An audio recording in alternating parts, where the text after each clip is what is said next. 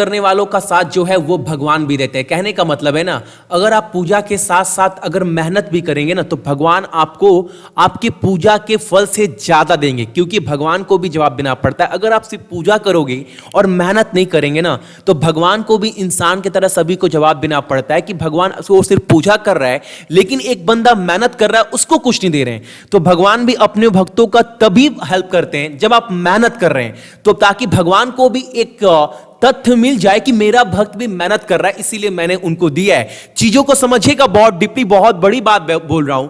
और इस क्लास को स्टार्ट करूंगा और बोलूंगा सक्सेस की 98 पर जो भी नए हैं चैनल को सब्सक्राइब करने के बाद नोटिफिकेशन के बेल को दबा दीजिएगा ताकि हर एक वीडियो आप लोग देख पाएं। और इस क्लास का पूरा जो पीडीएफ है आप लोग सक्सेस की 98.in के वेबसाइट से जाकर डाउनलोड कर लीजिएगा। हालांकि इसका जो लिंक है मैं टेलीग्राम पर भी शेयर कर देता हूं, तो वहां पर भी जाकर डाउनलोड कर सकते हैं आप लोग। टेलीग्राम का जो लिंक है आपको वीडियो के डिस्क्रिप्शन में मिल जाएगा, ठीक है। और एक बार अपने क्लास का टाइमिंग देख लीजिए। आज शनिवार है तो आपका क्लास होगा। करंट अफेयर आपको 7 दिन मिलता है, लेकिन सोमवार से शनिवार तक आपका बाकी क्लास चलता है। आज शनिवार है तो क्लास आपको चलेगा। नोटिफिकेशन अगर कभी कभार नहीं भी जाता है तो मैं बार बार रिक्वेस्ट करता हूं आप सभी को इसे अपने क्लास का टाइमिंग याद रखिए। क्लास के टाइमिंग पर आप लोग ओपन करके क्लास अटेंड कर लेंगे ताकि आपका सिलेबस ना छूटे, ठीक है। और आज कवर करने वाले हैं हम लोग 1 जून के इंपॉर्टेंट करंट अफेयर, कुछ इंपॉर्टेंट तथ्य के साथ। तो देखते हैं पहला प्रश्न हमारे सामने क्या निकल कर आ रहा है। और जो पहला क्वेश्चन है आज का वो ये है कि किस देश ने माउंट एवरेस्ट पर दशकों तक लगभग 11 टन कचरा एकत्र किया था जो शिखर पर ढेर हो गया था। आपको बताना है वो कौन सा कंट्री है, वो कौन सा देश है जिन्होंने 11 टन जो कचरा है ना वो एकजुट मतलब एकत्र किया था, जमा किया था, जो शिखर पर ढेर हो गया है। वो कौन सा कंट्री है जो ये एकत्र कर रही थी? तो वो है आपका नेपाल, ठीक है। और नेपाल का कैपिटल क्या है? तो काठमांडू। करेंसी क्या है? तो नेपाली रुपीस। और वहां के जो प्रधानमंत्री है उनका क्या नाम है? तो केपी शर्मा ओली। तो ये सब पॉइंट भी आप याद रखिएगा, एग्जाम में पूछता भी है। इस बार के आरआरबी जेईई के एग्जाम में तो ये भी पूछा था कि नेपाल का कैपिटल क्या है। अगला प्रश्न हमारे सामने है कि Manipal education and medical group यानी MEMG ने किस अपने समूह अध्यक्ष के रूप में नियुक्त करने की घोषणा की है? यानी ऐसा ग्रुप प्रेसिडेंट किसे अपॉइंट करेगी? कौन? Manipal education and medical group किसे अपॉइंट करने जा रही है अपने ग्रुप के प्रेसिडेंट को? तो उनका नाम क्या है? उनका नाम है Subrata Mohanty, option number D, याद रखिएगा। अगला प्रश्न हमारे सामने है 17वीं लोकसभा का पहला सत्र कब शुरू होने की संभावना है? आपको बताना है। और आपको मैं बता दूं अभी हाल फिलहाल में मोदी कैबिनेट में कौन से मंत्री ने क्या पद लिया है, ये सारा वीडियो मैंने आपको कल दे दिया है पूरा। और वहां से एक क्वेश्चन आपके एग्जाम में लिख कर ले लो, बनेगा हर एक एग्जाम में बनेगा, हर एक शिफ्ट में बनेगा। उसका पीडीएफ भी मैं आपको सक्सेस की 98 पर मैं दे चुका हूं, ठीक है। तो वहां से जाकर डाउनलोड कर लीजिएगा ताकि एग्जाम के टाइम आप लोग रिवीजन कर पाए। अब आते हैं सीधे क्वेश्चन के ऊपर। 17वीं लोकसभा का पहला सत्र कब शुरू होने की संभावना है? तो यह है आपका 6 जून को, याद रखिएगा 6 जून को। और 5 जून क्या है? 5 जून है आपका एनवायरमेंट डे। अगला प्रश्न हमारे सामने क्या है? अमेरिकी ट्रेजरी विभाग द्वारा प्रमुख व्यापारिक साझेदारी की मुद्रा मॉनिटरिंग सूची से किस देश को हटा दिया गया है? और ये बहुत अच्छी खबर है। किसको हटाया गया है? तो हटाया गया है आपका इंडिया को। और इंडिया के साथ साथ एक कंट्री और है, वो कंट्री कौन सा है? वो है आपका स्विट्जरलैंड, याद रखिएगा। अगला प्रश्न हमारे सामने है कि वायु प्रदूषण के बारे में जागरूकता फैलाने के लिए हवा आने दे, जो ये सॉन्ग है ना हवा आने दे, गाने को किसने लॉन्च किया है? आपको उनका नाम बताना है। ये लॉन्च किया गया है सीके मिश्रा के द्वारा। और सीके मिश्रा कौन है पहले आप ये भी जान लो। तो यूनियन एनवायरमेंट मिनिस्ट्री के सेक्रेटरी है कौन? सीके मिश्रा। और हाल फिलहाल में आप सभी को पूरा कैबिनेट मिनिस्टर जो चेंज किया गया है, मैं बोल ही चुका हूं, उसका लिस्ट दे दिया हूं, पीडीएफ भी दे दिया हूं, कल वीडियो भी दे दिया हूं। चैनल पर जाकर वीडियो चेक कर लीजिए, वेबसाइट पर जाकर पीडीएफ चेक कर लीजिए, आपको सब कुछ मैंने प्रोवाइड करवा दिया है। और आज का आपका पहला प्रश्न यह है, आपको बताना है कि अभी नए मंत्रिमंडल में यूनियन एनवायरमेंट मिनिस्टर जो है वो मंत्रालय किसके पास है? ये आपको बताना है। जो नया मंत्रिमंडल का गठन हुआ है ना उसमें ये मिनिस्ट्री किसके पास है आपको बताना है, ठीक है। अगला प्रश्न हमारे सामने कि कौन सी कंपनी मुख्य प्रौद्योगिकी अधिकारी के रूप में सुरेश कुमार को नियुक्त करती है। यानी कौन सी कंपनी है जिसे अपॉइंट किया जाएगा सुरेश कुमार को as a chief technology officer, प्रौद्योगिकी अधिकारी के रूप में नियुक्त किया जाएगा? उनका नाम क्या है? किस कंपनी ने नियुक्त किया है?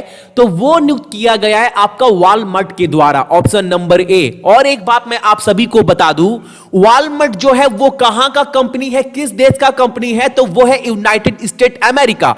और अमेजन भी वहीं, अमेजन जो है वो भी वहीं की कंपनी है। लेकिन याद रखिएगा वॉलमार्ट के जो सीईओ है वो कौन है? तो वो है डग मैकमिलन, उनका नाम याद रखिएगा। वॉलमार्ट के शेयर है और वॉलमार्ट ही वो कंपनी है जिन्होंने 77% यानी 77% जो शेयर है फ्लिपकार्ट का खरीद लिया था। और अभी आप बोल सकते हो फ्लिपकार्ट का जो मालिक है या जो कंट्रोल कर रहा है वो वॉलमार्ट कर रहा है, याद रखिएगा। और वॉलमार्ट कहां कंपनी है? तो वो है आपका यूनाइटेड स्टेट अमेरिका का। वहां के प्रेसिडेंट कौन है? तो डोनाल्ड ट्रंप। वहां पर मुद्रा क्या इस्तेमाल की जाती है? तो वो की जाती है आपका डॉलर। ठीक है, अगला प्रश्न हमारे सामने है, भारत के बागवानी संघों ने 2019 के लाइफ टाइम रिकॉग्निशन अवार्ड से किसे सम्मानित किया है, ये आपको बताना है। और जिसे सम्मानित किया गया उनका नाम है प्रोफेसर एन कुमार।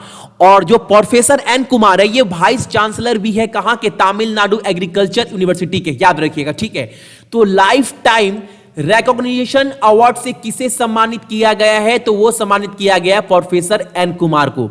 अगला प्रश्न हमारे सामने, और ये क्वेश्चन बहुत बहुत ज्यादा इंपॉर्टेंट है, अक्सर एग्जाम में ये प्रश्न आप सभी से पूछा जाता है।